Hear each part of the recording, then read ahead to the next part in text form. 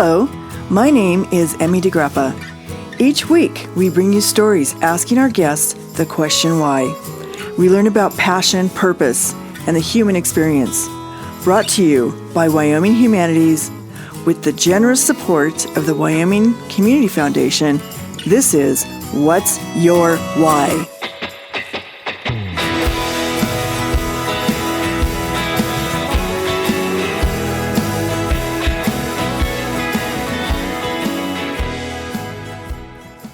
Today, we are talking to editorial cartoonist Ryan Stolp.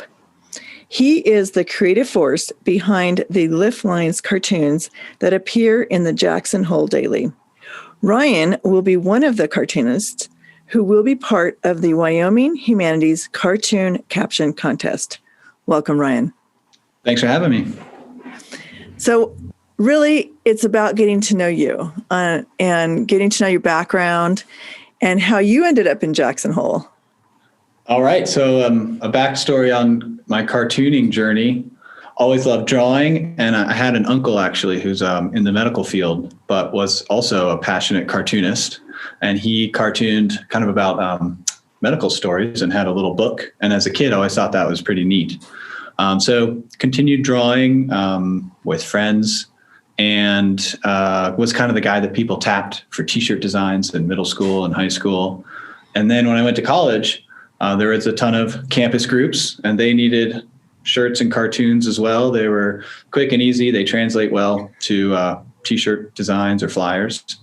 And I ended up getting involved with a campus publication, a bi-monthly magazine, the Tufts Observer. And they gave me, I was a police blotter, like editor. And I was like, well, why don't we illustrate these hilarious stories of college antics, parties, people getting drunk, people getting in trouble, because that's the only reason people read the police blotter. And so it went from a quarter page to the full back page. And a lot of the reason why I think people wanted to read our little publication. And from there, I ended up getting a strip, which I ran for 3 years. And as far as like kind of the transition to political cartooning, I was with my roommate at the time, and this was 2007 to 2011. A lot of change in the world right after the crash, a lot of kind of more awareness around LGBT rights and women's advocacy and rights. And he was like, well, Ryan, you have this great comic strip. You do a funny comic about just campus life.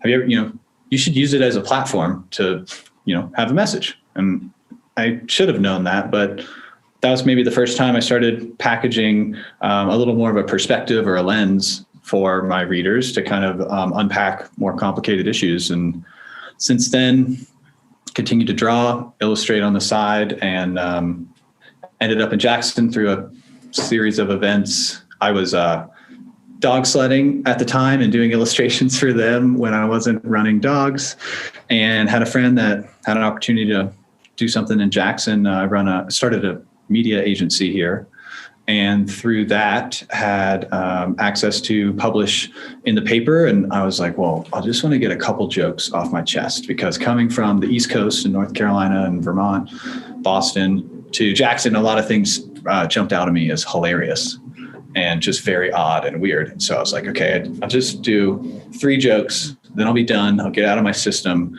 and I can move on with my life. And it became endless since then. That was 3 years ago, and more than 600 comics ago. It's an endless well here. It's really a cartoonist makes writer's block go away. Well, that's really good to hear. And what are some of the funny things that stand out to you moving from the East Coast to Jackson? I think there were the 2 first comics. These are the ones I was like, oh, this is funny. It's a small town. Jackson has a couple stoplights and stop signs. In just busier cities, right side has the right of way. And I felt like nobody understood that. And they were just applying the alternate rule from a ski lift line. And it was like, just alternate however it works. And so I did a comic where I replaced a stop sign with the alternate ski thing. Or the fact that you have to meet people twice because they have goggles and ski jackets and masks on. And so, it's like, why don't we do the I think it was the police blotter headshots, which everyone was checking at the time. Like, they should just do them with the goggles on so people would know who we're talking about. It kind of spun off from there. So not always a political bent, but definitely kind of a locals in the know angle. So do you ever rub anybody the wrong way with your comics? Do you get a lot of comments about different issues that you tackle? I try not to. I have gotten more critical and maybe taking a side lately, but I never try to have it come from a point of like anger or ridicule. I try to have there always be like a subtle element to it. I'd say like a couple times I get angry letters from people that advertise in the paper as well, and they see it as, hey, I'm advertising. Why are you running a comic that seems to be contradictory? The angriest I ever got was from, it was just misinterpreted. It was a little too deep. Maybe it was when Elon Musk was shorting stocks, and I made a parallel to stocks and the ski pass as like, well, I'll buy them back because they'll go up in value. And people misinterpreted it. And it was under the lens of, there were some events that I didn't know about, and people were extra sensitive, and in the end it worked out. But I'd say since Liftlines has moved onto Instagram and I've built a bit of a following there, I have run into a lot more of the kind of internet troll culture, or people that maybe miss the nuance of the joke being a kind of locally oriented or a ski culture oriented humor or satire. And it's interesting because I'll always try to provide context in the comment or in a discussion on the thread, but the internet has also led a kind of a forum where people pile on, and sometimes disheartening to see the conversations that happen and just the lack of openness to a different interpretation or meeting someone where they are, which I get it. We all have opinions. I'm not trying to make a futon, average, muddy brown, in the middle commentary, but I think it's more than just black and white or right or wrong, which is sometimes where comments lead. Well, what do you think is really important about political cartooning in our democracy? What makes it so different than just an editorial or, an article? I mean, people will cut out a cartoon and put it on their refrigerator, for example. Yeah. I love the visual language medium. And I had a cool opportunity to work at a design firm in Boston. Like, they invented the Swiffer and the Reebok pumps, really innovative design stuff. And they made a big point to include fast illustrators, basically cartoonists, people that can make a quick infographic or a quick paneled cartoon that tells a quick story, because they saw it as essential to capturing a really complex idea in an instant. I can write an executive summary about a problem, but you have to read it, and it takes time, and you have to remember the elements and how they relate together through like verbal explanation to arrive at your understanding. I think a comic or visual language in general, whether it's paneled or a single thing or an infographic, lets you see the big 30,000 foot view or highlight the important elements in a way that, for the design firm and for political cartooning, let you get at the nuance, like thread the needle solution or perspective or critique pretty quickly and effortlessly. And it transcends language. It transcends continents and geography. It transcends medium. I mean, look at, as computers have gotten faster, it's easier to share images. Look at memes. Memes are visual language, and you can capture so much in a meme, and everyone can interact with it and get it instantly. People aren't posting paragraphs of text and memeing paragraphs. They're memeing images and pictures that have a visual relationship. So I think political cartoons, to bring it back, politics is nuanced, and it's important to put your message within that very clear and balanced and delicate context. And I think comics and cartoons do that very well. And I think it's why political cartoons have been around for hundreds of years. It hasn't gone away. It hasn't changed with the medium. It's a cool tool to have in your toolkit to have a discussion or make a statement. Who are some of your favorites that have inspired you? or cartoonist? Stylistically, I love Bill Watterson of Calvin and Hobbes. I kind of like the difference between the realism of his parents and the setting and the unrealistic depiction of the kids. It kind of is a layer of, fantasy world, or the kind of lens in which a kid views the world. Artistically too, he has a lot of elements of like comic books and how he inks and colors and what he includes and how he frames that are pretty neat. His longer Sunday ones too, with the sequential panels that were 10 or whatever, he really played with timing and would set you up with a punchline or a pacing or a switch that was totally controlled by the panels and their shaping and how close they were or how long they were or how open or closed they were, that I think was pretty masterful. As far as like humor, I loved, there's a couple of comics, Rhymes with Orange or Far Side or Tundra, that were all kind of single panel mostly, but totally absurd, weird, a little dad jokey, a little out there, a little nerdy. Definitely a whole variety. Depends on the mood, depends on the context. Sorry. You're good. Okay, we have to edit that little cough out. So I think one of the other things I'm curious about, because I think in some ways,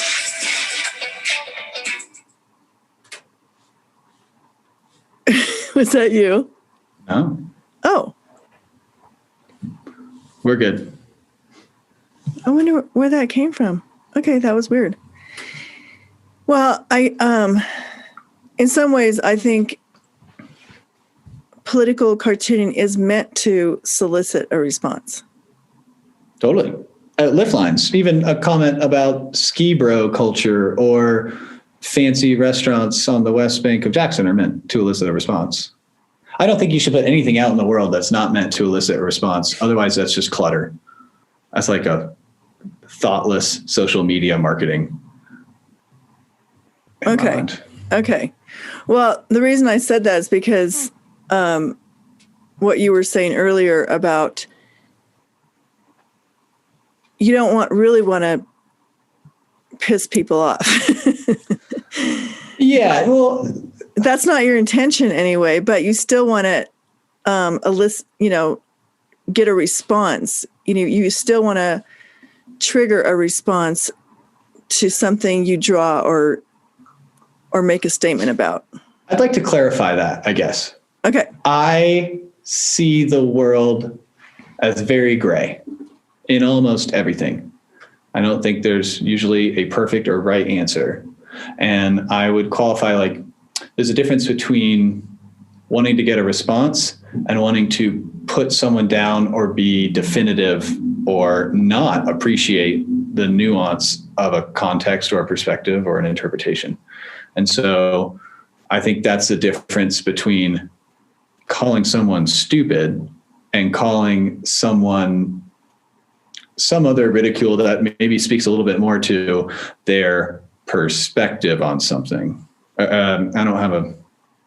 have to think of a good example off the top of my head, but it's more than, I think a political cartoon shouldn't be name calling, shouldn't be saying this is the only way. I think the power of it and the beauty of it and the nuance of it is like it being dynamic and a little more aware. You don't just want a song to just be loud or sometimes just be the same tempo. It needs to change and be a little more delicate. And that's kind of where I come from. I also run in a family paper, and I have, I respect that it is presented to a wide audience. And I think that's a platform that I've chosen to lean into because that wide audience has many different views, and the comic will present my perspective the most effectively if it's not absolute in its perspective or in its statement, if it's kind of welcoming and open in a way to the complexity of something.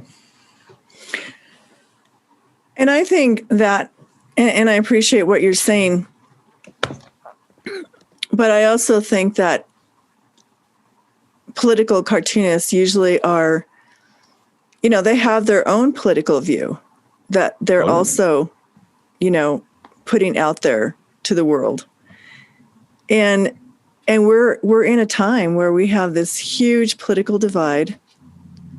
where people aren't talking to each other and they're not building that bridge from one side to the other.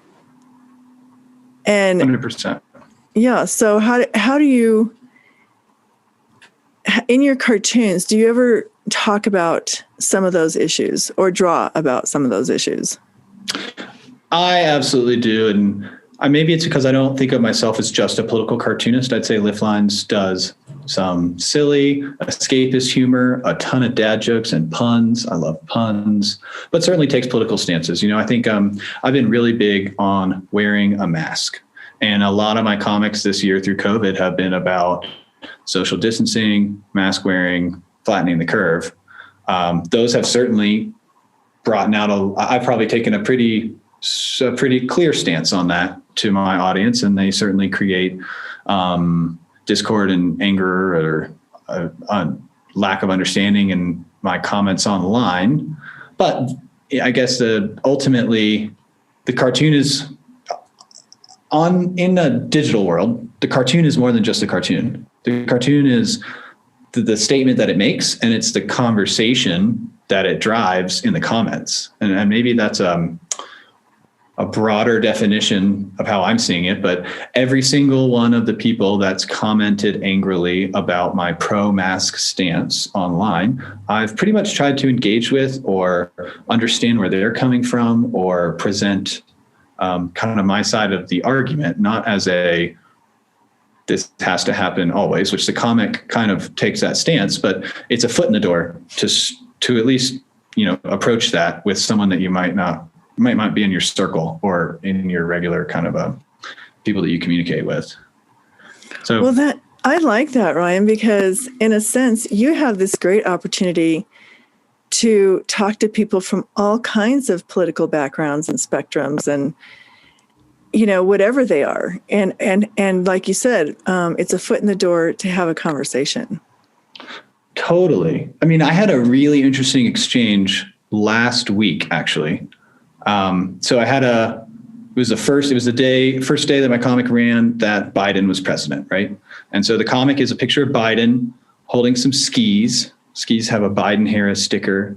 And he's like, oh, these skis are going to make all the difference. They're going to be way better than my junky orange ones. And there's this guy and Biden's kind of on this precipice and it's all rocky and skied out and trees are down. And it's just like icy and gross where he's going to ski.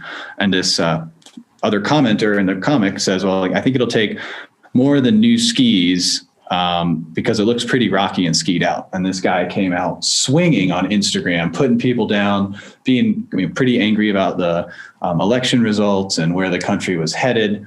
And through like 10 pretty long back and forth comments on that comic, covering a whole range of political theories, economic realities, different sets of perspectives and facts on policy.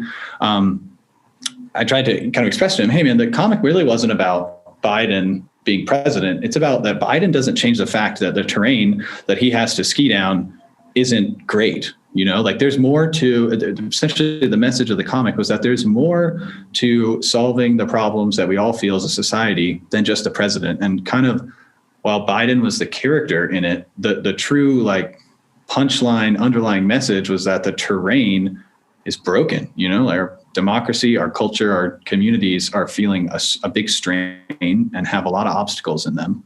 And we were able to kind of talk about that and come to an agreement. It ended up on kind of tax policy and the role of a safety net in a capitalist economy. And we were able to kind of agree on I think that there's some things that we need to do to be fair. And there's some things that we need to agree on. And there's some things where helping our fellow person, allows the holes to fill in and the sticks and rocks to be smoothed over so that we can have a smoother ride down the hill, so to speak. So for me, Instagram has been a pretty different medium for cartoons and comics than any other medium that I've had really as a platform, because there's so much more depth to it than just the comic. Even, the ability to do little animations or something of a cartoon can add another layer to it. And it's been really neat to not just kind of put things out in the ether, in a traditional publication, you make it, put it in the mail or email it, and it gets printed, and it's a one-way conversation. So, yeah, you're right. That's very, very true. I haven't thought about that. Well, tell me how people can learn more about you or follow you on your different platforms. Yeah, I think the best place for jokes and funny stuff is Instagram. That's my handle is liftlines_comics. One word. The icon is a double black diamond. We're working on a website, but all those things will be right in the Liftlines profile. If you don't have Instagram or you're not into having the app, you can still view it online on a browser, just Instagram.com. And I post 3 times a day. It also publishes in the Jackson Hole Daily here in Jackson and our surrounding communities. And I think you'll see it's a different take on a political cartoon, because it's kind of a political cartoons in the context of a pretty unique community, and a community that's really oriented in mountain lifestyle, mountain activities, has a lot of wealth inequality. So it's kind of a subset of a political cartooning as a whole, maybe. Right, exactly. I think so, because my mom doesn't get the jokes. Yeah, my mom doesn't get the jokes, and I think that's a testament to me really nailing the context. She does not live in Jackson and hasn't spent a ton of time here, and so that means I'm doing something right, or at least keeping true to the inside joke of it all. Right. Well, if that's your goal, you're going to have to. That's where I'll start. That's where you'll start. Okay. That's where I'll start. I'll break out here and there. Okay. Good idea. Well, it's been great talking to you, Ryan. Thank you so much for having me, Emmy. Really, I love it when cartoons are getting the limelight. I think they're so much fun. There's something that stick with people from childhood to late adulthood, Absolutely. For sure. I love when you open up the editorial section or just reading the cartoons. I mean, I remember Sundays with the big cartoon sections that they used to have. And that was like the first thing that we did was read the cartoons, right? Totally. I read them every day. And actually, I would recommend to everyone, find some cartoonists that you like on Instagram. And if you follow enough of them, every time you open your phone, you'll get to basically read through the funnies. I get Calvin and Hobbes 5 times a day. And it's a good escape from the world. I do. And they bring up old memories, and they even post the date, like 1993. They've got a good run of monster snowman comics going right now. I would recommend everyone follow a couple cartoons in whatever medium you choose: Facebook, Reddit, online, email digest. It's an important thing in the world that we live in right now. No, yeah, seriously, you have to laugh and enjoy life, even though a lot of other things are really crappy. 100%. Okay, you have a great evening. Thank you. You too, Emmy.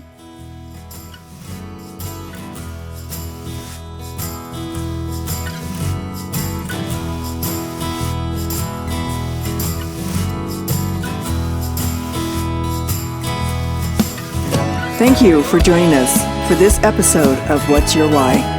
Brought to you by Wyoming Humanities with support from Wyoming Community Foundation and generous supporters like you. To learn more, go to thinkwhy.org, subscribe, and never miss a show.